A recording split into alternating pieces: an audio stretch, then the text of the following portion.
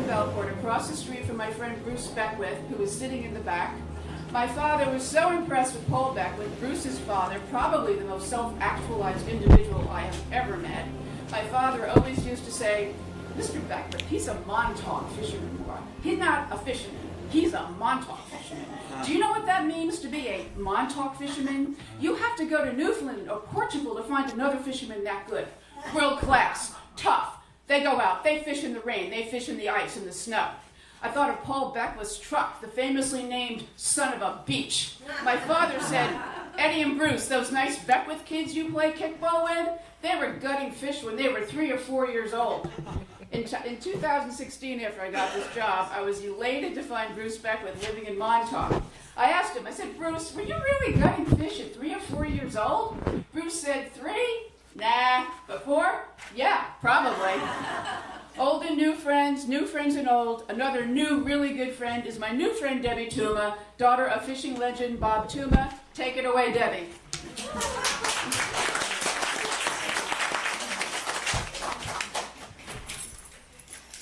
Well, I just met Maura, actually, as she's so new here. I guess I met her a few months ago, and she does such an amazing job here. And I was bowled over by all the knowledge she has about archives, and I love that kind of stuff. And the fact that she got involved in all aspects of Montauk, and it just blows me away that she's from Bellport, and she knows almost as much as everybody here already about every aspect. So when she called me and said she had a fishing exhibit, I got excited, and then she told me that she wanted to she and Denise and everybody at the library and Britt and all the people here wanted to celebrate the fishermen of Montauk, and I said that's a cool idea. And she, not knowing every fisherman because she's so new and everything, I said, well, I can help you get some fishermen. So I called up the people I know, the other families who are here, and that's about it. That's how I got involved. And I guess you all know that, my dad was a fisherman, Bob Tuma, for 60 years or more, and Frank Tuma was for half his life before he went into the real estate business when he started Tuma's Dock, Tuma's Clam and Chowder House, and he started the tackle shop and all that back in the 50s, and his father and my father's father, Charlie Tuma, started the idea back in they grew up in the fishing village, as did Vinnie Grimes. I don't know where he is. He should be here soon. And the Duryeas and all the people around here at the old fishing village. At that time, they got the idea, because the Long Island Railroad was coming out here with all the tourists, and they said, why don't we get the idea to teach them how to fish, because they knew the fishing spots, and the people that came out here didn't know where to go. And that's how they started the first kind of like charter boat, and then it expanded to the yacht club, and they had like 14 charter boats, and then they started Tuma's Dock in like the early 50s, and they expanded, and now Joe McBride would know, because he's the past president of the Montauk Boatmen's Captains Association. How many, he'll tell us, charter boats. I keep asking him how many are there, Joe? And I'm not I'm no expert in fishing, believe me. I love to go out on the boat. And I liked it when I grew up. And as I got older, I felt really sorry about killing fish. Looking at them, I don't know. I think it's fascinating, and I eat the fish, and I love the fish, and I'm glad they're catching them. And I think the whole industry is fascinating. I can't say I'm a fisherman, but I like the whole industry. And obviously all the people here I respect growing up here, and it's just been a really cool lifestyle, as everybody knows in Montauk. So anyway, I just have some questions. What I thought I'd do is just run some questions by this panel and get their input, and don't be scared, because these aren't things you're going to have to think about. So we're all here, and we all have a fascination, and maybe it's a trite question, but we all kind of like to hear fishing stories, and I know you tell them down at Salivar's, and you talk about them on the docks to your friends, and you talk about them on the radio. But maybe you guys could tell us if you think about it, and if you can't think about it right off the top of your head, I'm sure as people start talking, that's what happens, we're going to brainstorm some of these cool things to share. So the question is, what is your best fishing story, your best catch, or something interesting that happened on the boat?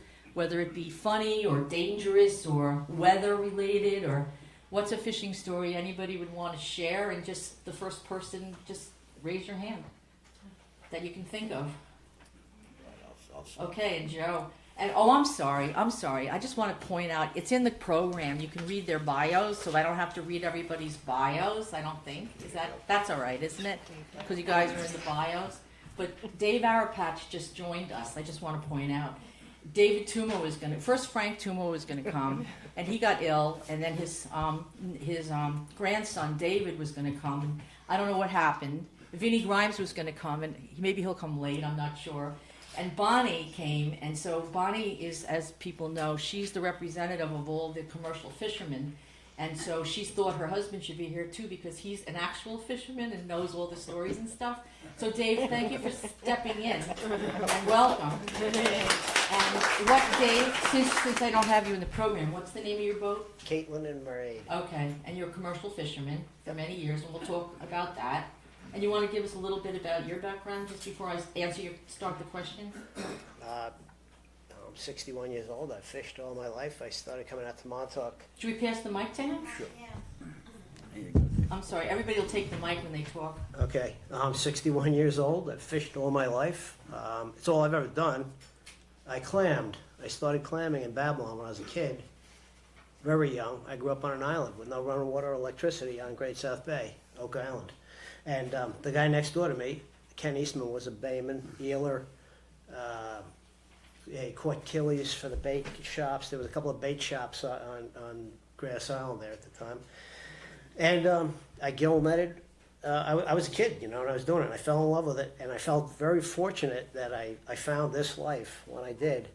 But I started coming out here about when I was in 9th grade, spending the falls out here at Inlet Seafood with a guy named Jim Yakel, whose sons both live out here. One has a business, Whalebone, the magazine, and the other son is a fisherman on the Rienda. And I was spending a couple months each fall out here instead of going to school because my parents, I think, knew that I wasn't fit for really further education.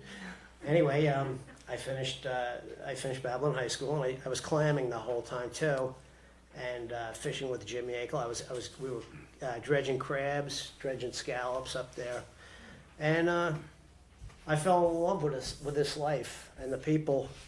I saw Johnny Raid. I met Johnny Raid back then, and Jimmy told me this guy is like a legend. I mean, with a rod and reel, he's catching 1,000 pounds of porgies a day, and I saw that.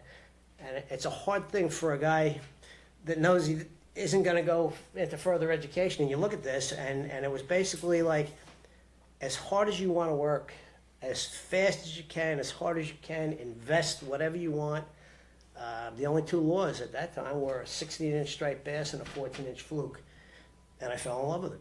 And I think that's probably the case for a lot of people here. Okay. And I have to say, I'm not from here, but I've lived here since like 1975, 76. And I've met a lot of the charter boat guys over the years. You know, your dad. I mean, I had guys, I argued with your dad.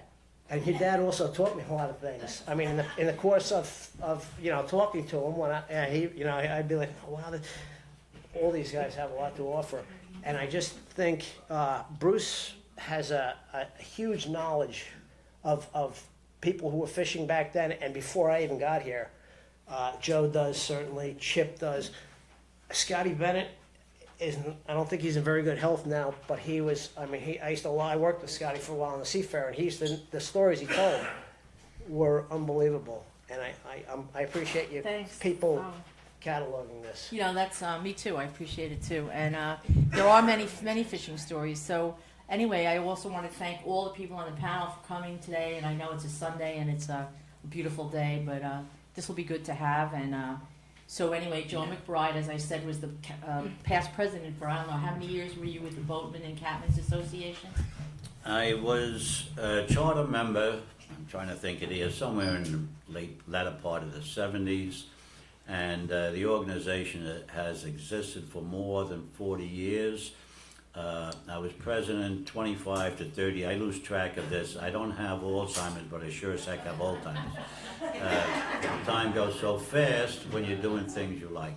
And this is sort of a second career to me. I was an educator. My wife and I taught in New York City for 30 years prior to retiring out here.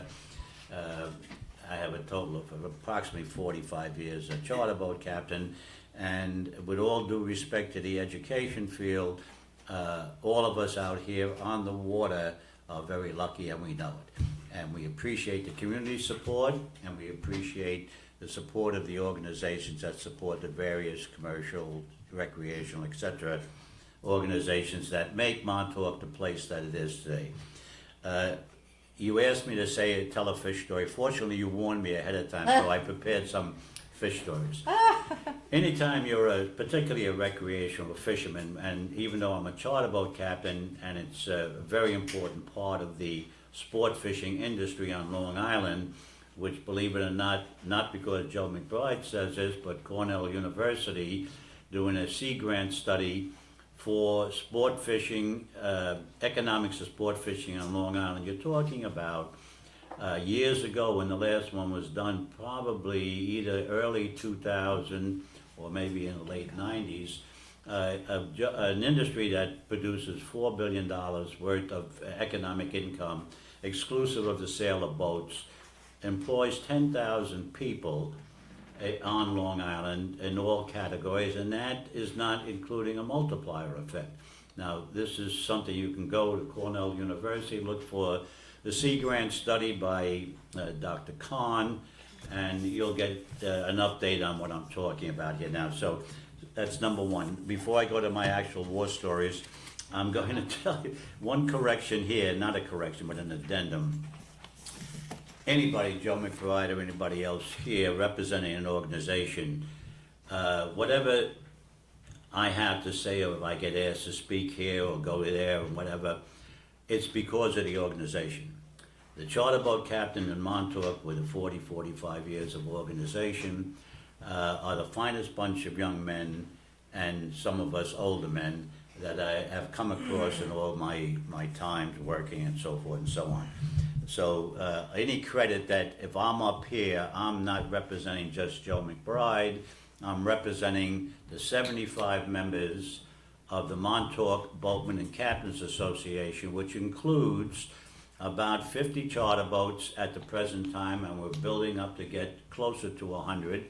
Includes the major marinas in the harbor of Montauk, includes a number of avid sport fishermen who support our efforts to maintain the fisheries, which are a public resource and belong to all of us as citizens of New York, of the United States, etc., depending where we fish. So with that in mind, I just always like to throw that in there, because you might like the stories, you want to put me in Hollywood, but you have to put all the captains in there. All right, fish stories. Anytime you're fishing, particularly on a charter boat, the customers or the people on the dock, what's the biggest fish you caught?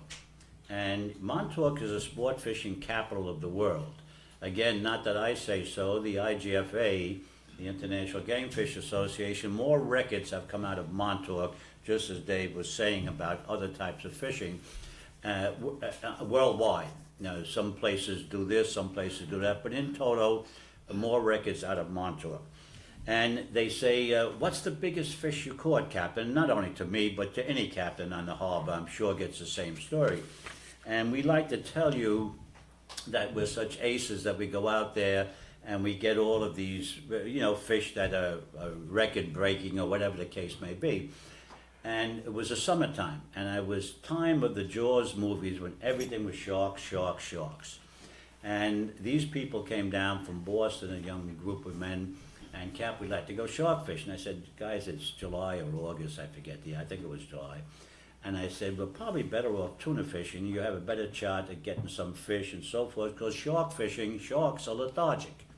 And in the summertime, they're just like humans. They don't need to eat as much when they're not migrating back and forth, and they can be harder to get. Well, sure enough, we go out, and we're fishing, and I get the radio on, the fish radio on, and I hear, Joe, you should come over here. We're catching the tuna all over the place. And I talk down to my mate and to the customers, guys, it's a little slow out here for sharks today. Maybe we should move a couple of miles and catch some tuna fish. So, no, Cap, we want to stay here. So it went on for about 2.5 hours.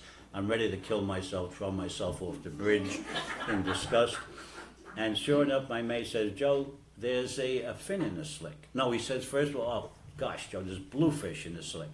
And when you're shark fishing, they're the nemesis of the baits because they come in and chew your baits up. You got to bring them in, reset them, and so a pain in the neck. And then 2 seconds later or 5 minutes later, he says, Joe, there's a fin in the slick. He said, Joe, there's a big fin in the slick.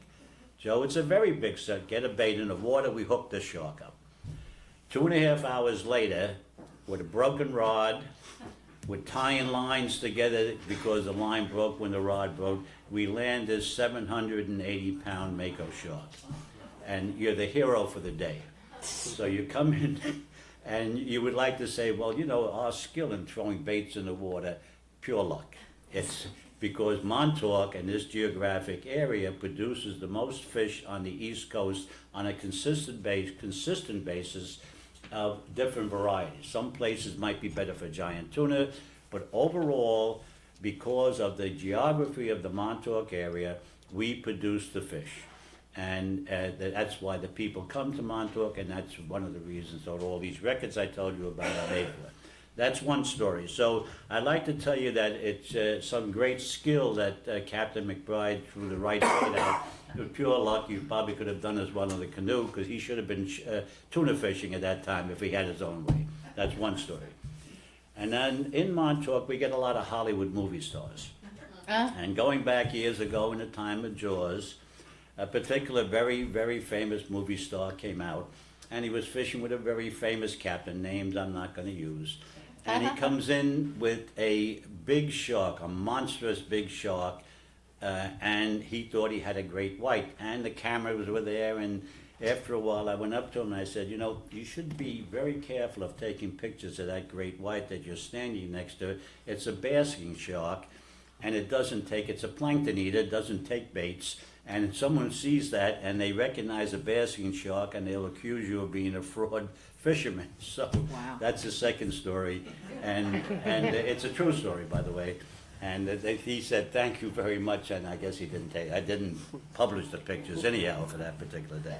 So a lot of things in fishing a lot of skills, a lot of things go on in the industry. It's a great industry. It's been very good to me and to my family.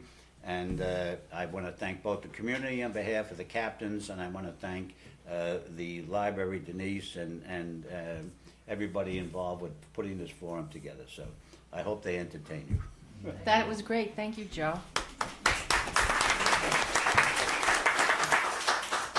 And I just hold that question a second. I just also think that I should just go down and just tell you a little more about. So Chip Duryea is no stranger to Montauk. Everybody knows Chip, whose father, Perry B. Duryea, had Perry B. Duryea and Son Lobster Business for decades. And Chip grew up in the lobster business, even though I happen to know he studied theology and philosophy at Colgate, correct? Mm-hmm. Yeah, and that always interested me why he went into the lobster business, but that's okay. So anyway, but Chip's done a lot for the community as well, and he's fished on his dad's boat. I can't remember the name of your dad's boat, though. Famous Satellite, right? Yeah. So I'm sure he has some stories for us, and he's still in Montauk and very active in the community. And Vinnie Grimes, like I said, couldn't make it, and then we have Anthony is also a very long time experienced fisherman, commercial fisherman, and he has an interesting background because instead of just fish, he also fished for like lobster fishermen and Jonah crabs, which I think is interesting. And he's a hard worker. And his commercial boat is the Anna Mary, and he's done this his whole life, raised a family doing it. It's full time, right, the whole time, and he's very passionate. And as people know, he now wrote this book called A Speck in the Sea about a true life, very tragic experience that happened when his partner fell overboard, and he helped to find him. And I saw them talking about it at Guildhall. And but we'll go into more about more about his background. And also Julie Evans, who everybody knows out here, also with her husband, late husband Mike Brum. They own several charter and commercial boats, and she wrote a local fishing column. Was it Dan's Papers? Yep. And she currently is a candidate for the East Hampton Town trustee because now she'll be involved in managing the waterbeds in the town. So she cares a lot about the environment, and she's been around here for a long time. And then Bonnie Brady is also extremely active. She's the wife of Dave Arapatch, and the two of them together have been in the around the fishing business for a very long time.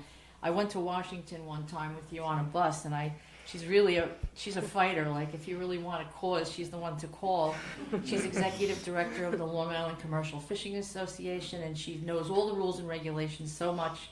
We won't go into everyone today, but she's a real person to ask if you want to know about the rights of fishermen and what she's doing about it. So anyway, I wanted to get back to any more people. Just want to tell a fish now that we got your memories jogged. Any other fishing stories from any of you people?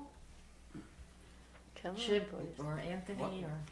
Why don't you go down the line? Yeah. Come on, Chip, you're next. You're next. Wait, Yeah. Well, I'm going to do a little history lesson now. I grew up, obviously, in the lobster business. I started working for my dad when I was 12 for 25 cents an hour, shoveling ice and packing lobsters all day. I then went away to school and came back here full-time in 1974. But what I wanted to touch on today is something that maybe not a lot of people know, which is fishing in Fort Pond Bay in the 20s and the 30s. Wow. My grandfather came out here in the mid-20s, Perry Duryea Sr., and bought into an ongoing local fish business, which at that time was run by Captain E.B. Tuttle, and it was located over where Duryea's is now.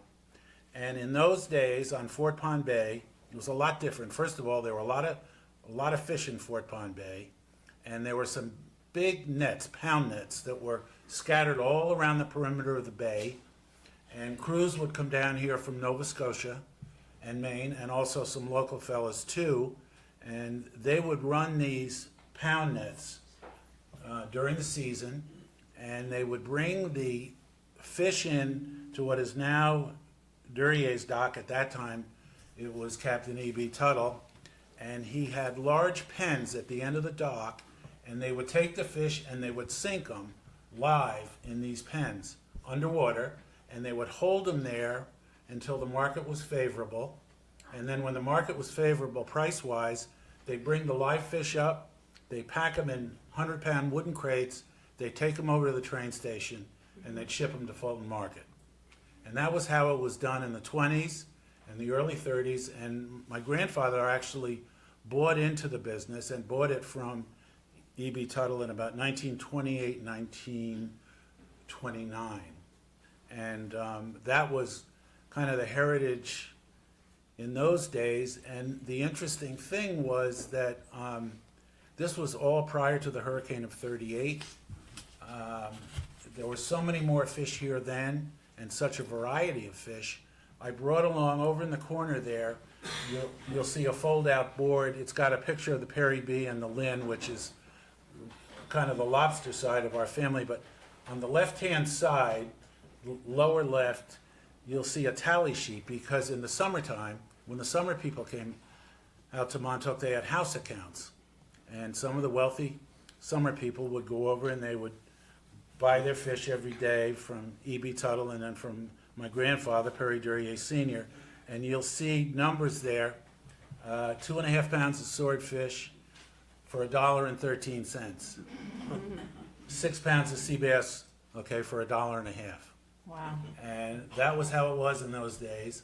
A lot more fish around, a lot more variety. And Dad came back here in 1948 after World War II, and he realized that at that time, that kind of fishing in Fort Pond Bay was on the wane. It just wasn't happening anymore, and he decided that he saw an opportunity to bring down lobsters from Maine and Canada. He went out and got the Perry B, which is a converted World War II subchaser. She's in the top right picture, about 115-footer. Found her in the Brooklyn Navy Yard.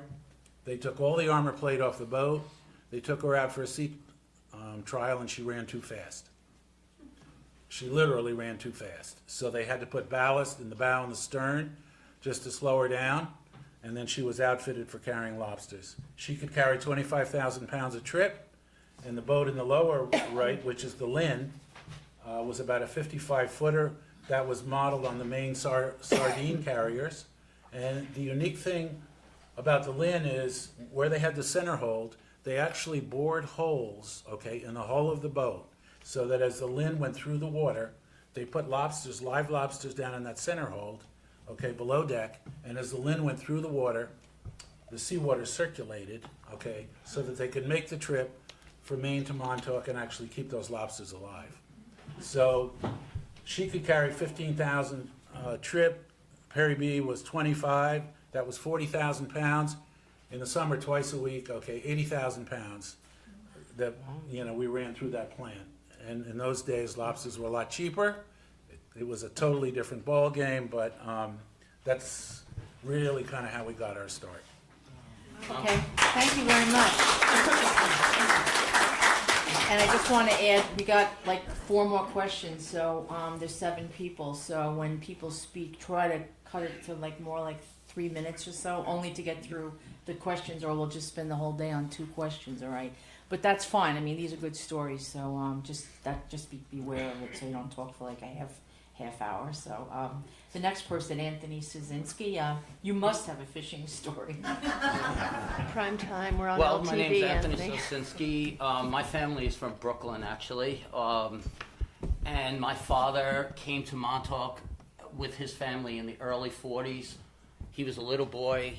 My grandmother would go to the jetties where the beach was. My grandfather would go out on the Viking with Carl Forsberg after, and I'm not sure the exact boat that he was fishing on when they first came here, but it wasn't the Viking at first. So when I was born in the late 60s, and I was a little boy, I would always hear the stories about Montauk. My father would come home with burlap bags full of codfish, and so we then moved from Brooklyn to Oakdale, and as a little boy on the side of the Great South Bay, anything like Dave said of catching killies, digging clams, I was stuck on the water, every single thing, but I wasn't allowed to come to Montauk. I was not allowed to go. On Friday night, my father would go to Montauk, and I'd cry. No, you can't go. And I never understood why. And then I was in 7th grade, and I got in my father's car, and I was not leaving. I said, nope, not going, no. Finally, my parents fighting in the driveway. Father gets in the car, away we go. He cracks a beer open, and away we head to Montauk. I didn't know any different. So we get to Montauk, and we get to the back of the Viking Star, and he hands me a fishing rod. It's nighttime. We start catching flounders, and we're catching flounders off the back of the boat. More and more people show up. They used to tie their rods to the rails. That's their spot where they would go. And we went to Cox's Ledge. It was 3.5 or a 4-hour ride to Cox's Ledge, and I never seen fishing like that before. It was just amazing. It was amazing. I mean, and we'd be on Cox's Ledge drifting, and giant tuna would be jumping out of the water right next to the boat. Jeez. And a bugal would get thrown back and drift away a little bit, and a 500-pound fish would just make it disappear. And on the way home, on the way out, they'd open clams. On the way home, they would have those burlap bags full of fish. But when we got back to shore, there were so many people, they still had to clean the fish. They would go into Christmas. So the people would all go into Christmas, and I would go over to Christmas with the bags of fish and find the person who it was. I'd get paid whatever it was. I'd go back, run back, and I would watch them, clean fish again. I'd run back into Christmas. Well, that night, my father brings me into Christmas, and he says, so this is why your mother says you can't come to Montauk. So you're not allowed in here. So I got to sit in the car. My father shit-faced drunk, excuse my French, and we drive back to Oakdale. The next weekend, I was in the car again. Well, that's how I got hooked on Montauk. The summer of 9th grade, I came to Montauk with my dad, and I lived on a houseboat at the Viking dock, and I didn't leave. And Richie Raid and Brian Raid, they had little skiffs, and we'd go in the harbor and pull lobster pots in the harbor. Not catch one lobster, two lobster. We'd have 100 pounds of lobster. And we would take the Viking raft at night, and we would go down the jetties. They weren't all lobster pots. We'd pull some more lobster pots up, take a couple of lobsters. One night, the tide was running so hard, we were getting sucked out the inlet. I had to jump in the water, swim to the jetty, hold a rope, and get the raft so we could get back to the Viking, go underneath Gosman's dock, in between. We had like the paddle from the life raft up there. And, so then, I became a senior in high school. I failed English by 1 point. My teacher says, you got to go to summer school. I'm like, no, I'm not. I'm not going to summer school. So my mother goes up to the school and she says, Mrs. Weimer, can you give Anthony the 1 point so he can graduate? So she sees this S next to Monday. S, every Monday. So my mother said, the teacher goes, well, what's the S? Do you know what the S is for? So turns out your son slept every Monday in my first period.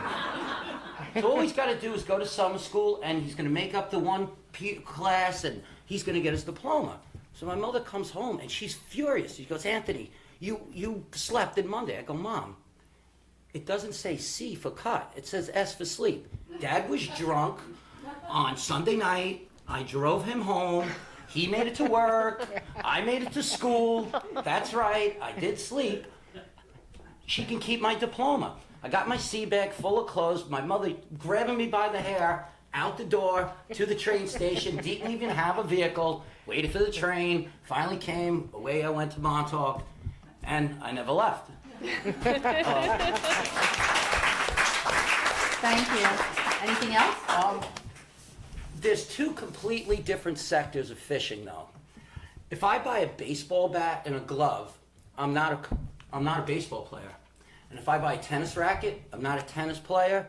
And if I buy a volleyball, I'm not a volleyball player. But the minute that someone buys a fishing rod, they become a fisherman. Out of nowhere. Yeah. We're harvesters, okay? The commercial fishing sector is harvesters. So at the time when we all were born, there was only a size limit for fish, okay? And when the Russians were here and they made the Magnuson Act, okay, what had happened was the Magnuson Act took the seafood away from the consumer. It did not take the seafood away from the sport fishermen. It took the seafood away from the consumer. So today, when General Electric was polluting the Hudson River and putting PCBs in, that's what would have killed the striped bass if they didn't stop it. Our water quality today is down the tubes because every single person wants a green lawn. They don't care about anything. They get a variance. That's just the way it is. But as a commercial fisherman, we're up against rules and regulations that we can't change. We never for one day had any of the consumers at these meetings fighting for their food. Now, we go fast forward 30 years later, Dave's sitting here, he's selling his seafood in New Jersey, okay? Why is it going to New Jersey? It's a great state, but it's not where we live, okay? But their rules are different than New York State. New York State looked the other way. We didn't have any backing, and today now, we got the newest thing coming down the pipe for us, wind farms. Well, real quick on wind farms. If we put solar panels on all of our roofs, okay, and produced electricity, the government won't get money on taxes from power that we produce at our house. So, because of that, if they produce wind power, the government will have to charge a tax to the wind company to get power, and then they can charge us and then get more tax. So like the hurricanes in the Caribbean where you got no power right now, our power will have the same extension cord plugged in, and when the telephone poles go down in a storm, you still don't have power. All right? So these are things that we are up against, and my children were born in Southampton Hospital, and they grew up here. But at this point in time, all of us as commercial fishermen are out of business. I see Dave Cruz's wife here today. I fished with Dave. I thought everybody was a tile fisherman. when I was a little kid, because that's what was going on. And I'm sorry that I'm taking too much time, but Well, I'm just passionate about the fact that we're being short-stopped here as harvesters, and the consumers of New York State are getting the shaft. okay, well, yeah, I mean, yeah, okay. You know, I mean, I'm sure. Yeah, we're gonna get into that in a little bit because we're gonna talk about what's the future of fishing here in Montauk. So I do have a book. Okay, we know. Yeah, that's cool. That's got. I mean, why not? He wrote a really good book, and And if it wasn't for our town, if it wasn't for our community, my fishing partner John would not be here today. They put the pressure on the Coast Guard. Our fishing community came to my aid. The sport fishing sector, the commercial fishing sector, every single person that day that knew that this was going on either had this gut wrenching that there was an issue, and I am just lucky and blessed that I have so many amazing people in this town that have our back over the years. well, thank you. That's good. That's really great. Yep. All right. So let me just move down the panel. Thank you. Thank you very much. Okay. Julie, do you have any fishing stories? Julie tell us about you own 2 different boats, commercial and. Well, I'd like to go back a and shorter. little ways to, you know, I We're grew doing up. fishing stories. Well, I am. But you could- I'm telling a fishing story. Okay. Okay. But it's back a ways. It's in the Okay. 70s. I grew up in Brooklyn. I met my future husband there. He was a fisherman, and he'd take me out on the boat, and I thought I was going out on a date, but actually I was learning how to be a commercial fisherman. And so under the moonlight, we drift and catch bass, and I learned how to put bloodworms on hooks, and it was all very exciting for a 20-year-old. But I loved it, and it was the best dates ever. Wow. And, you know, so at the same time I was going to school. I have a degree in broadcast journalism. I studied environmental science at NYU. And that's when, as Anthony was saying, GE had polluted the Hudson River, and that's where our bass were coming from. And all of a sudden they closed commercial striped bass fishing because of PCB contamination. So this put us out of commercial fishing because the striped bass in that time were the money fish. I think it was almost like at times $4.50 a pound in those days. So my husband Mike got a charter boat license, and it kind of took off. You know, he did very well with that, and of course, you know, it's every few years you have to get a bigger boat. I don't know how many of you are married to fishermen, but. You have to get a bigger boat every few years. It's just the way it goes. So that's what happened. And finally we got the right size boat, and we came out for the tuna in Montauk. And I have to tell you, I'm not from Montauk. I didn't grow up here. I wish I did. When did you come out here? It was 1986, and Mike drove the boat out with our crazy old English sheepdog, and I took the car out, and I actually hated the LIE, so I took 27 the whole way out. But it was nice. I saw all the little towns. It took me forever. And when I finally made the turn into Main Street on East Hampton, I was like, who kept this a secret? Why don't we all know about it? Well, everybody does know about it now, but I was amazed. We were both amazed at how beautiful this place is, and you know, I've been blessed. You know, Mike died 10 years ago, but I've been blessed to live here since 1986. Debbie knows because she was like kind of my editor, writing the fishing column. It was about sports fishing most, but you know, the PCB contamination was a very big issue, and I think that was like the watershed moment for us here when we learned you know, how polluted our water bodies are, and how fishermen are the canaries in the coal mine when it comes to the consumption of fish. So in Long Island Sound, there are 4 dump sites where, you know, the EPA and the Army Corps of Engineers allow wholesale dumping. And I believe it contributed to the decimation of the lobster fishery in the 90s. So, I have a captain's license. So when we got the striped bass settlement, there was a striped bass settlement. We got paid for all the fish we couldn't catch anymore. Some got paid more than others. But we got enough to stake ourselves in the Florida Keys, where I got my captain's license. And I'm kind of more of a warm water girl than a cold water girl. So that's what happened to us. And we had a great time in the Keys. We had a great time in Montauk. Unfortunately, I think the fishing is not what it used to be here. And these guys could tell you a lot better than I can, because I really didn't do much, chartering here. I was more in the Florida Keys on a smaller boat. But you in the had the mangroves. Marlin 5, was it? The Marlin 5 Never, boat and the Daybreaker? never had the Marlin 5. I wish I did. I thought it was, what's the Daybreaker you had? We had the Daybreaker, And you yeah, had and we had the another one? Daylight, which was a smaller Okay. boat that we had in Florida Keys, and that Right. was kind of like my boat. But there's a lot of stories in Brooklyn. In Brooklyn, fishing was a comedy because there was a lot of little boats. There was they called the fleet the mosquito fleet, because everybody had a little fast boat. You hit the fish, you move. You hit the fish, you move, because everybody's following you. So we had a bird that lived on our boat pretty much. So we'd hold the bird up on the bow, and the bird would tell us where to go. And all these Oh other, my God.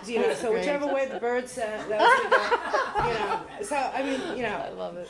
That's great. there's we played with people. We used cheese doodles, and everybody said, oh, you got to use the cheese doodles. In those days it was the bananas that were catching little fish. But I'll let Bonnie speak, and if we have more time, I'll. Bonnie, I have to ask you a question. Like, my mother was the wife of a charter boat captain, and you were the wife of a commercial captain. I am the wife. I've often thought that the stories from the wives of the fishermen was just as good as the stories from the fishermen, So what was it like being married to a fisherman? And you must have some good, like the times you sat home and worried about him when he was out in a thunderstorm or a hurricane, or I'm going to hit that My mother- really. I'm going to hit that's that a really big quick. thing, because the wives have all the anguish, and I saw that in my mom, wondering if he'd come home, I'm not I sure just how want to much say one thing. Bonnie was talking about a date. Bonnie, I called her. We were dating and years ago, and she said, "What are you doing?" I said, "I'm running up to Riverhead to pick up a net." And she was all hurt feelings, going, "Annette, who's Annette?" That's great. That's great. I love that one. That's funny. Okay, I'm South Orange, not born there, but New Jersey girl for the most part. Moved out here in '84 for a summer, working cocktail waitress poolside at the yacht club, and then moved back out here in 1989. I just want to quickly say before I hit the story, and I'll talk fast and bear with me. Of the 316 stocks with a known status in the U.S. that are caught commercially, 91%, 286 stocks are not subject to overfishing, and out of 235 stocks with known status regarding overfished, 84% of the stocks are not overfished. Stocks in the U.S. are in great shape. Our problem is we're at 92% imports. So if anything anyone can understand after this, buy U.S. landed fish. Now, I can't speak to HMS fish, which I'm sure Joe will jump in now, but as far as in our stocks in the mid-Atlantic, they're really in fairly good shape. Our issue is that we have been given quotas to the extent that makes it very difficult for the owner-operator and the family fishermen to compete against those that have more money and can buy fleets and buy more licenses, etc. But I'm going to zoom back to what you had talked about, Debbie, because I was checking on my phone. That's why I wasn't just being rude. But I was checking on my phone to see if I had the emails. Because, let's see, I was at the New England Fishery Management Council meeting. It was December 18th in 2013. I had brought Caitlin with me because she had a break from school. So she was apparently getting her, and I hope she never watches this because she'll kill me for saying this. She was getting her, I think, her eyebrows done and her nails done. And I was trying to find something to do while we're sitting at the meeting, and all of a sudden I got a text. I got an email from Dave, and the email from Dave said, "Hi, hun. We have water in the engine room. I can't find where it's coming from. My pumps are good, keeping us good right now. My position is 40.15.945/71.39751. I'm steaming in at 5.5 knots to Montauk. I can't raise him on the radio," meaning Jason. either 16 VHF or 2182 on SSB. Everything is fine. Just want them to know I don't have a fax from Montauk Coast Guard. All is okay for the moment. Everyone is fine. I love you. Please get me Jason's fax number. Okay, so I'm at the meeting and I realized maybe not okay. So I had Jason Walter, who was the head of the Coast Guard at the time. I called him on the phone because I had his cell phone number and he didn't answer. And I left a message, but then I realized he might not have remembered who my number was. So I copied and pasted and sent it as a text. Second I go, he picks up the phone. Okay, we got him. And he responds to me, we have communication with him via radio. We will keep communication with him every 30 minutes or so to make sure nothing changes. And then I'm like, okay, whew, thank you. And I'm thinking, okay, everything is fine. I'm at the meeting. No problem. We will monitor his return. Said to be around the light around 11. He'll be around the light around 11 o'clock. Okay, thanks. Then I get an email from Dave a little while longer. Hi, hon. Were you able to get... I talked to Jason. Got a bit of a problem now. The engines have stopped. The water's kind of above the engines. It's okay now. Don't worry. Jason's sending a boat and everything's okay. And at that point I realized...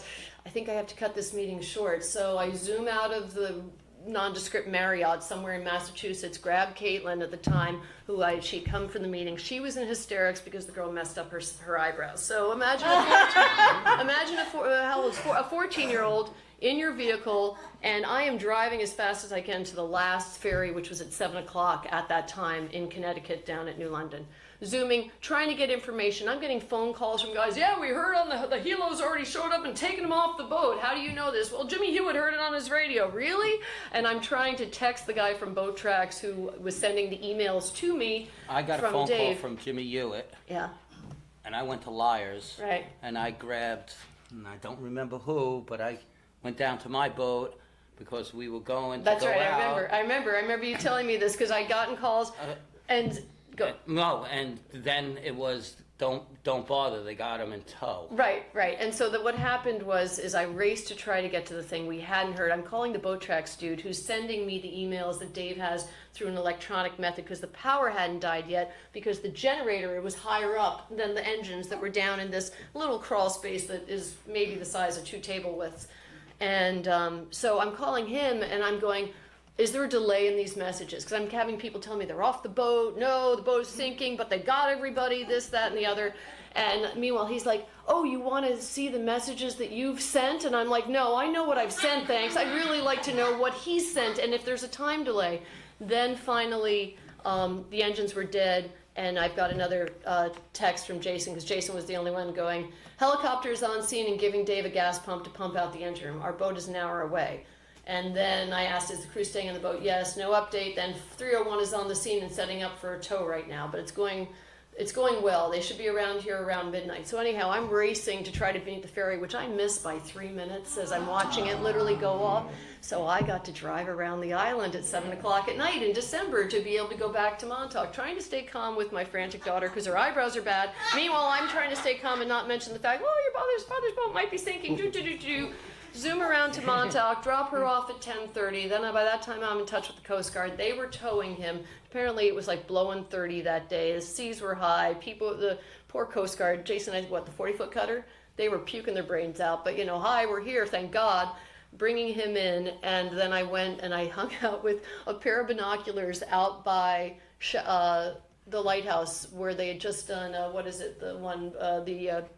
was the Camp Hero base right at the cliffs there. I'm trying to see, and there was like a light in the distance, and you had finally sent me an email saying he dove under, and he describes it a lot better because I don't really know it, but there's this crawl space like that big, and something about he thought the shuttlecocks were open, and I don't even know what they are. I've fished with him maybe twice, mostly on Navy Road dock, but he had to dive under the water to try to find them and to try to shut them because he thought that was bringing the water in. It wasn't. There was a hole that popped through the hull. So he wound up finally, the wooden spike with the wrapped in Grundens pounded into... Threaded rod and plow it and well, that was after you got in, but in order to stop it, and he pounded it in, they were able to drain the water, and then they got towed back. And so I finally saw a light from the point, but way far out, and he finally called. The outriggers were still out, though, so they brought them around to Fort Pond, the bay, and then Chuck Weimer went out that morning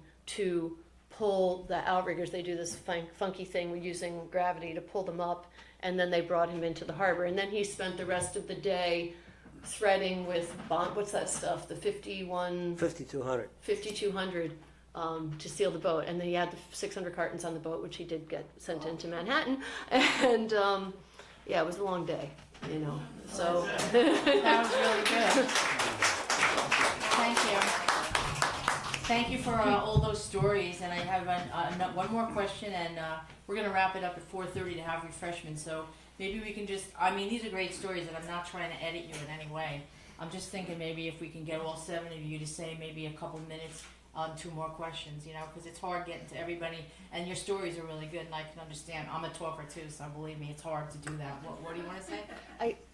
does Dave have a favorite Dave Cruz's story, since Stephanie is here? Oh yeah. Dave that's Cruz's what- I have a lot of Dave No, that we Cruz's can stories. share, that we can share. That's One of good, your thank you. favorite. Where's Well, Stephanie? Stephanie, where are you? There you are. I fished with Dave. I actually lived in Dave and Stephanie's house when I first moved there full time.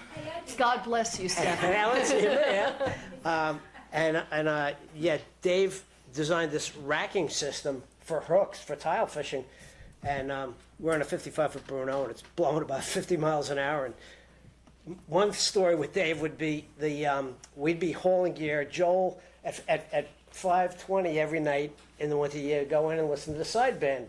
You didn't have there was no satellites or anything. And Dave would go in there and stick his head down the companionway. You know, you've been listening to all these weather forecasts. They tell you, hey, Great South Channel to Hudson Canyon, 100 miles south of Montauk. And then all of a sudden you wouldn't hear anymore. Dave would stick his head in there. And meanwhile, it's blowing, it's snowing sideways. You know, you're taking waves over the rail. And Joel would look back at us all. Joel Castley, who fished with Dave for years. And he'd be going, now we're going to get the cruiser interpretation. And Dave would come out and go, it's going to be beautiful tomorrow, fellas. That's cute. But Dave also designed a racking system, and we had the hook racking Olympics, you know. I mean, he made everything we did fun. And he and John Nolan, they were high. I mean, I appreciated working with them. I made a lot of money. I wasn't dragging, but it was, I saw probably the heyday of tile fishing through John and Dave, and I mean, I can't say enough about what I learned from those guys. Just basically, those two guys, they were former clammers too, from up the island. I just want to say too, fishing is an addiction. I think whether it's charter boat fishing or commercial, it becomes an addiction, and people and families that are in it, it's a lot of kids don't follow it now, I know. but it's an yeah. addiction. I know, that's really true. Another thing I was just gonna ask you guys, well, first of all. Can I talk one about Dave? Yeah, So on a boat's camaraderie is the key. All right, and Dave was, amazing at this. So, we're head at this time, this trip, I'm on the boat with John Kingston, Johnny Angel, Dave, and myself. And we had these time life cards that would talk about elephants and giraffes and, so Dave has this thing, all right, so he's gonna read the card, and then he's gonna know everything about it, and then he's gonna tell the answer, whatever it was, to Kingston. Well, Kingston would go inside, and there's a window where Dave would be working the window here, and backwards, he would, with a magic marker, he would write on the window the answer, right behind Dave. So Dave would go through all this elaborate stuff, and then we'd just look up, and it was like, oh, it lives 81 years, And he could never, for the longest time, figure out. And Dave, the biggest jokester, now we're all at the rail, and, my heyday of tile fishing was when I was working on the Viking. When I worked for the cruises, it was on the downfall of the tile fishery at the time. So fishing was slow, and Dave always doing some kind of kooky thing. We're all, our backs are against the, away from the rail, and Dave goes inside and he gets ketchup. He puts it all over himself.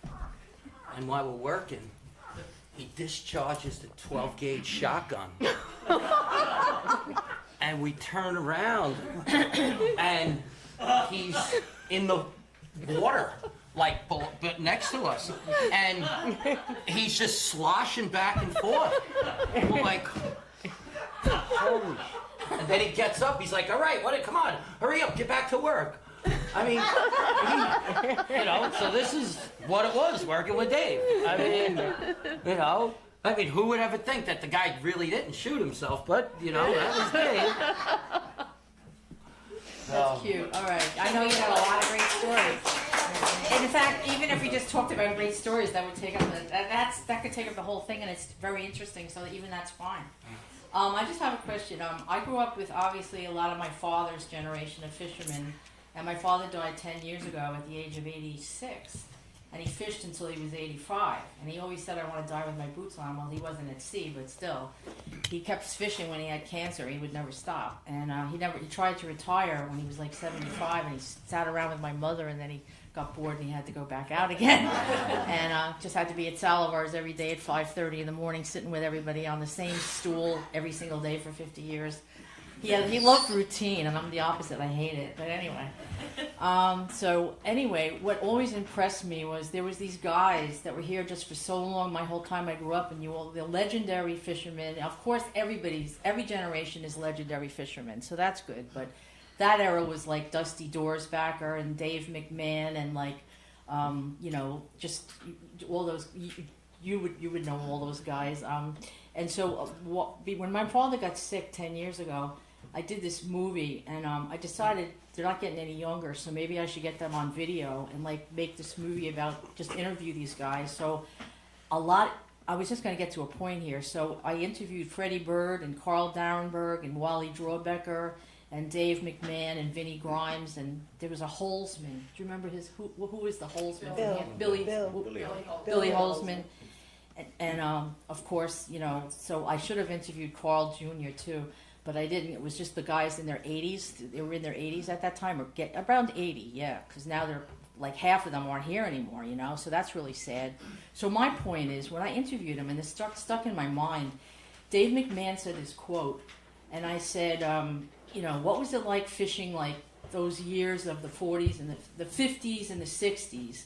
And that was like the heyday. And they all talked about that era. And they said, Dave McMahon, he looked out and I could see it in his eyes. And he said, there was fish by the acre. There was just fish all over the place. Giant fish, swordfish, marlin, giant tuna. Like you don't see that we don't have them right now. Or you got to go way out to get them. So they fished. My father was always aware that he fished like the heyday of the time. And then as he got older, especially before he died, he would say, if I had to do this now, I don't think I could do it as a young man. I don't think I go into that to support a family. So it always wondered me, and I wanted to ask this to you, in light of the increasing government rules and regulations and the decline of the certain species, and just the changes in what's going on, such as now almost anybody can be a fisherman because they get a GPS and they call themselves a fisherman, and they go out there and they have their own boats, and like the charter boat captains try to get charters, and these guys are out there taking charters, and don't really know that much about it. How do you feel about the future of Montauk charter fishing and commercial fishing in light of the fact that of all these things today? And the other thing is, these captains are not here anymore, and as they die off, all those captains that remember those days, it's sad. We just keep losing them, and then this new generation is coming along. So are they ever going to experience that kind of a heyday, or is there a way Montauk can ever return to its greatness? Well, it's political. Is really what's up with the fishing is not that there's no fish, is that we're not allowed to bring them to land. And that's reality. It's like when you're only allowed 2 5-gallon buckets of a species, how do you actually put food in the food store? I want, you'll speak for the commercial fishermen, and then maybe Joel I'm speaking for both. For both of them? Well, I'm speaking for both. I just wonder, because I know the commercial has different things than the charter boats. When I was a little boy, and we came to Montauk, the fish we brought back, we ate. All the people that went on the Viking, they brought those fish back to New York City. They were the people that worked for the MTA. They were the bus drivers. They were the school teachers. It took it from the consumer. So the way the rules are today, the consumer can't come to Montauk to go back to the city with a cooler full of fish anymore because they're not allowed. Okay, right. So it's not that there's no fish, they're not allowed to bring them back. Right. And, you know, my father was a truck driver. The money that he gave my mother for the week for food, when we came back and we wanted to eat good protein, we opened the freezer, my mother would pull out another package of fish, and that's what we ate. Right. You know, so the misconception is this is food.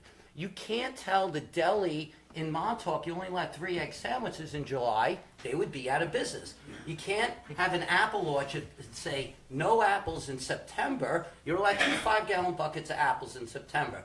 January 1st, you'll have 50,000 buckets. Well, that wouldn't work. So the way it's structured for failure right now. And unless they change the structure of it, there is no industry. They'll put the charter boats, the recreation, and the commercial sector all out of business all at the same time. So are the stocks all recovered? You said the Can I stocks are jump into getting this better. really quickly? The stocks. Anthony, let me jump on that one. You have a total allowable catch of all species, whether you're a charter boat or recreational or commercial fisherman. The Magnuson-Stevens Act determines the regulations for federal species, and each of the fishery management councils here, we are regulated by fish for the Mid-Atlantic Fishery Management Council and the New England Fishery Management Council. And additionally, for fish that are based in 0 to 3 waters, we've got the Atlantic States Marine Fisheries Commission. Those populations with which they're allowed to catch that quota is based upon the supposed scientific surveys that are done by the research boats of National Marine Fisheries Service. There was one 10, 15 years ago that was referred to as Trawlgate because apparently for over a year and a half, they were towing the net with one side of the net collapsed and about a 10-foot spread, so that when they were 60 towing... foot, 10 fathom. Okay, 60 foot. difference. Excuse me. The trawl survey that is done is what, for many of the species, they use based upon 20-minute random tows, and they random and stratify them because they don't want to actually look for the fish. They just want to basically go and tow for 20 minutes and show the variance, and do that over certain stations within the map. The problem is, in some ways, that if you're towing on the beach in January and you're not catching anything, it's going to show, depending on the species, as not having any access, or that the fish aren't there. They haven't understood quite yet. There are some scientists that are right now working in National Marine Fisheries Service and the Northeast Fisheries Science Center, which runs the trawl survey and comes up with the scientific models with which they use to determine the population levels. They understand that the fish aren't random. And so by going somewhere where fish don't go to show that fish aren't there doesn't mean the fish don't exist. But it's been a long process, and we've been fighting it for several years. But every fish that is caught, the idea from a total allowable catch is they take the amount of landings and the amount of discards, and they come up with the model saying, plugging in the numbers, what they believe the fish species population to be when they're looking at the spawning stock biomass, which is the amount of fish that is fecund and able to reproduce. And from there, they come up with a total allowable catch. And then after that total allowable catch, they separate it into how much for the commercial side and also for the recreational side, how much is considered landings, and then with landings, they also include discards, which include regulatory discard based on what size the fish is and what legally is allowed to be fished, at least on the commercial side, what fish they can catch to bring into market. If it's too small, they have to throw it back. If it's too large, they have to throw it back. But all of that discard is included within the population level. The stocks are here. The problem is 20 years ago when they put the Magnuson-Stevens Act into place, 1976, from there to 1996, when they put in a 10-year timeline saying the stock is overfished, we have only 10 years to rebuild it. At the time, tilapia was a $55 million. In 1976, it was a $55 million fishery. It is now, no, I take that back. In 1996, when they did the Sustainable Fisheries Act, tilapia was a $55 million fishery. 20 years later, it was a $1.3 billion fishery. The amount of imports in 1996 were 55%. They are now 92%. People kept eating fish. They just stopped buying it because the U.S. markets were being forced to be sustainable, allowing people to bring in imports. They also, the government taxes imports, so they make money off of getting imports. So it won't necessarily behoove them to make it a more sustainable domestic product. The fish are there. Like I said, in the mid-Atlantic, I go to meetings all the time and try our best to get larger amounts of fish. So Montauk is the 63rd largest commercial fishing port in the country, and when you think about what 300 people have their hand in that, that's a big number compared to, I mean, we're not New Bedford and we're not Alaska, but 63rd in the nation isn't bad. No. We are the top port in New York for commercial fishing. It's between a 12 and a $17 million industry depending on the year. When they say about, well, fishing's heyday, HMS I can't speak to. I know that a lot of the stocks have moved off. You've got non-point source pollution. You've got every other thing on the planet that you're having to deal with on that. But as far as in the cyclical nature of stocks, that's just how it is. It's eat or be eaten. And sometimes we're allowed to catch more of one, but there's other trawl surveys when they don't catch the fish or that species that year, they go, oh, it must not exist. And they cut back the thing. And then the next year they catch them and they go, oh, well, maybe. And it's a crapshoot. It's a lot of theory, unfortunately, within the scientific element. There are, I want to say, John Hare, who is the new Northeast Fisheries Science Center, has worked hard. The Bigelow, the too big new research boat, apparently the engine, something died with it, so now they're using another boat to do the trawl survey for this year, but they built it too big so it can't tow inside less than how many 10 fathom. Right, 10 fathoms, 60 feet. So they have another boat to do that. But they're trying to work with industry. On the West Coast, industry does the trawl surveys. So you don't have to worry about the guy knows how to keep the net on the floor. He knows how to keep it open. All they have to do is catch the fish. They're trying to bring that same system to the East Coast. And the sooner they do that, the better the fishermen and the scientists will have a better grasp of science. And the fishermen themselves will know that someone's at the helm that actually knows how to catch them and knows how to keep the net open. Thanks. Okay. Can I All just right. ask a question? Sure. I wish somebody would tell us more about tilapia and why you should never buy tilapia. I know. I read it online. They say that's one of the It's four formed in catfish it's and formed in tilapia. ponds. They Antibiotics they up the feed it wazoo. with Yeah. chicken feces and pig feces. And human feces sometimes. And human feces, and it's processed in China where they can process with formaldehyde and anything else they want to process with, and it's sent over to the United States. The first fishery that had regulations was the lobster fishery. And it was the first one to collapse. And it was collapsed because of pollution. It wasn't collapsed because the lobstermen caught the last lobster. When you build up the estuaries and your water quality can't allow something egg form to hatch, that's where our problem is. It's not overfishing, it's over pollution. And the consumer does not really understand that, or they would change their ways of actually really dealing with your own house, where John and I are the last offshore lobster boat in the entire state of New York. Right, the last one. We fish in Area 3. I got in this morning at 4 o'clock this morning. Did get a small nap before I got here, but you know I was hauling gear last night at dark, and we have to fish anywhere between 50 and 75, 80 miles from land to come back with a lobster resource that's not local here anymore. Anthony, there are 4 offshore guys though, right? They fish different areas, but aren't there 4 offshore? The inshore, so area Vinnie 3. Dam, yourself. He's in area 4. Okay, so they're different areas. So Johnny and I are the only ones that fish area 3. Gotcha, okay. So I just wanted to ask Chip, did you want to add anything about the lobster business from your experience? How it's doing and everything? Shell rot. How about when did you start seeing that? It's like the environment, I think that's the most fascinating issue in light of climate change and the environment. That is a really key thing as the other thing of overfishing is one thing, but the environment, if you don't have that, forget it. There was a point in time when Long Island Sound was a very productive lobster fishery. So much so that prior to the big die-off, they were actually harvesting lobsters from Long Island and they were shipping them north to Maine and Nova Scotia to be processed and also to be held in lobster pounds for the winter season. That was how big Long Island lobster sound production was at a point in time. Then came the year of the big die-off. And everyone has a theory about the big die-off. My father and I agree The big die-off was caused by a combination of events. It was a very hot summer. Which year was that? 99. I'm gonna say in the late 90s. 95, Yeah. 96. It was a very hot summer. The oxygen level in the Western Sound dropped considerably because the water was so hot. Lobsters can't tolerate that. And in addition, you had the runoff from Western Long Island and from Connecticut. And it was a perfect storm. Take hot water, no oxygen, and intense pollution, and it literally killed off what had been a thriving fishery.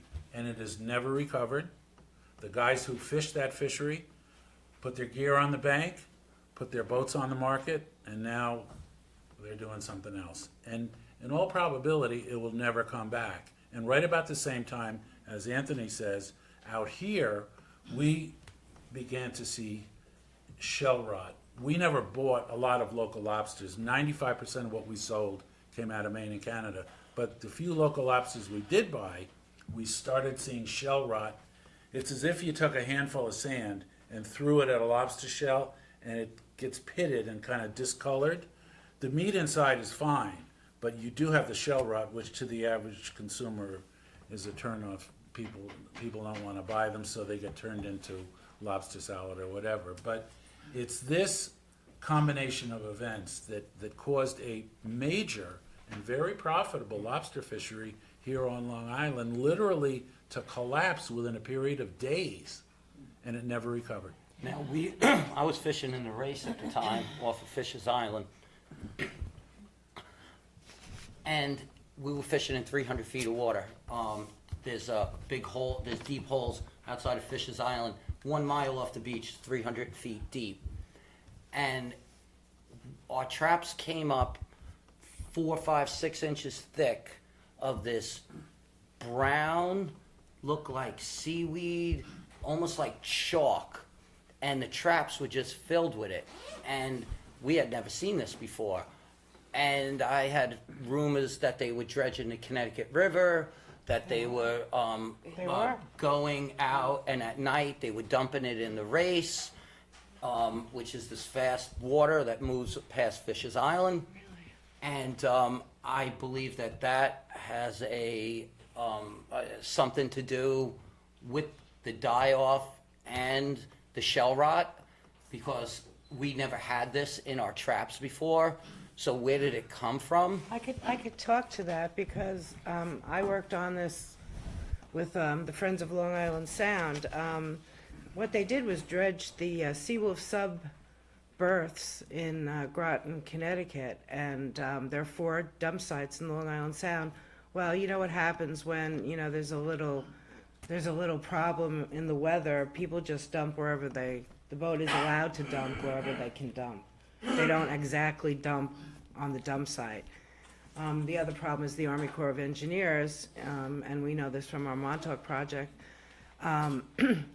decided that they could cap the material and it wasn't going to move around. They could put a sand cap on top of it and nothing would ever move it. No ocean.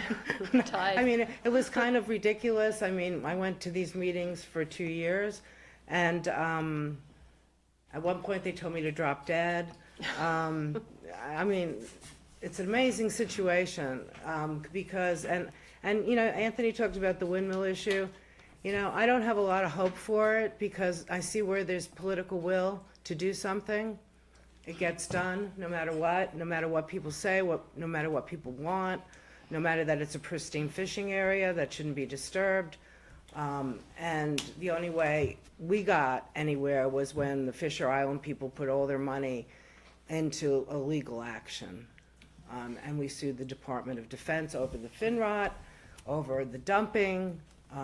There were horrible things. They were dumping PAHs, heavy metals, PCBs, Agent Orange dioxin. And you wonder why the lobster fishery died. Well, they say it's because of the spraying for the Nile virus, but I'm not convinced. Okay, I just have one last question, and then we'll take a break. And this is interesting, I think. There's been talk around Montauk that people want to start a Montauk fishing museum. Now, we have a surfing museum, and if Montauk is one of the top fishing capitals of the world, it's kind of amazing that we just don't have our own Montauk Fishing Museum. And I felt really sad about 20 years ago, even though I wasn't crazy about him, but Captain Frank Mundus, he did bring a lot of business to Montauk, and he was a character, and he had a lot of unique things that could have gone in a museum. And I went to the auction, and he was moving to Hawaii, and I said, well, can't you like put this somewhere where people can see it or something? And he's like, I gotta get out, I'm just moving, and you know how people are when they're moving. And he just had a private auction, and all his fishing gear, which could have been really unique because he's, you know, kind of famous, could have been in a museum. It got lost to the private sector. And then when my father died, he had tons of homemade rods and reels and all kinds of things from his. He had a fighting chair and a really cool compass and all the old kind of equipment. The best we could do was we had a yard sale just for the fishermen to buy his stuff. Just his friends came and bought it.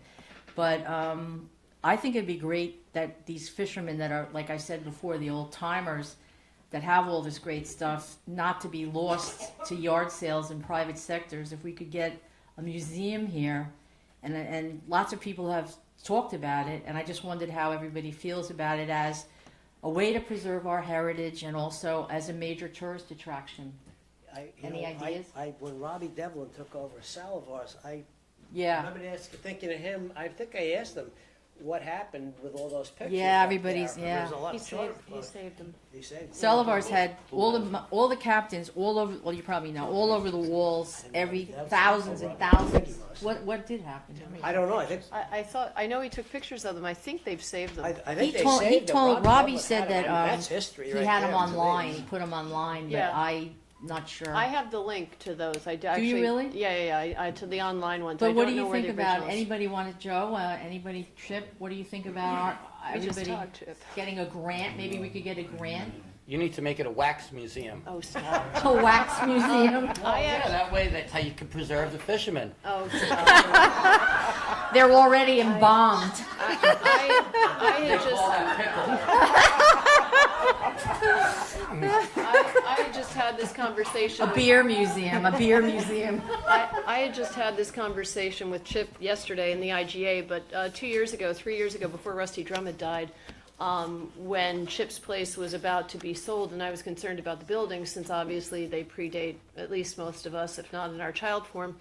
And the talk was it was going to be re-put and like a gazillion building. And I said, well, if that was the case, because Rusty at the time was involved with the Historical Society and the Surf Museum, I wanted to ask to have those buildings moved over to by the lighthouse to be able to create a fishing museum and a building that was obviously the original fishing village.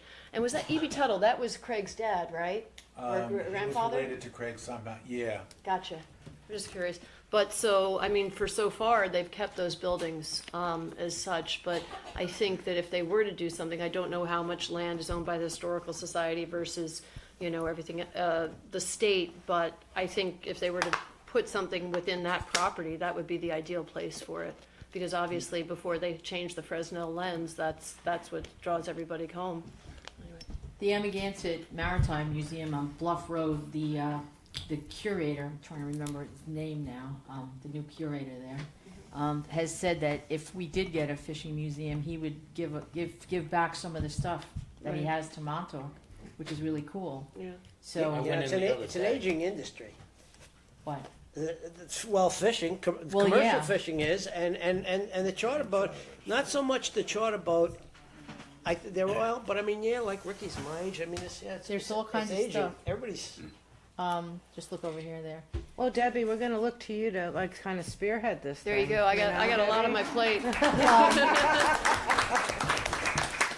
I mean, I don't know. I mean, we really should do something like that, don't you think? Would you Yeah. like that? Chip, do you think it's a good idea? I know Stephanie. I think Stephanie's got a pile of old pictures of the Joey and stuff. Well, you know, Pictures I of want to Dave say, and Kyle lastly, fishing to stuff. wrap I it mean, I up, think- thank you so much to all of you for showing up on a Sunday, and the library, and Maura and Denise and everybody at the library. I think by doing things like this and having the archives, and Maura's a fantastic archivist, so if anybody she's collecting, you could tell them what you're collecting, anybody's pictures, and she's looking now for fishermen. She was asking about maps, licenses. Also, So how's the book doing? any like I got all that.